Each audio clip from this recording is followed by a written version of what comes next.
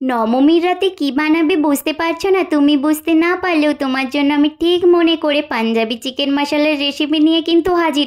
তাই দেরি না করে চটপট শেপ করে রেখে দাও তো। প্রথমেই কড়াইয়ে সর্ষের তেল দিয়ে গোটা জিরে, ছোট এলাচ, লবঙ্গ, দারচিনি, গোটা গোলমরিচ, বড় এলাচ, জয়িত্রী একটু ভেজে পেঁয়াজটা ব্রাউন করে ভেজে ঠান্ডা করতে তুলে রেখে দিলাম।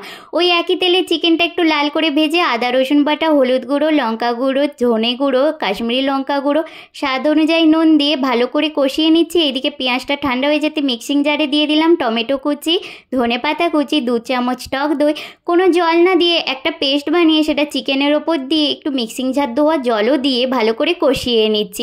এবারে চিকেনটা থেকে তেলটা ছেড়ে এলে আর মশলার কালারটা চেঞ্জ হয়ে গেলেই সামান্য একটু গরম মশলা গুঁড়ো, 1 চামচ বাটার, সামান্য একটু কাসুরি মেথি দিয়ে 2 মিনিট একটু নেড়ে চেড়েই গরম জল পরিমাণ মতন দিয়ে ভালো করে ফুটিয়ে যখনই শুকনো শুকনো হয়ে আসবে বাটার নান দিয়ে খেয়ে নাও।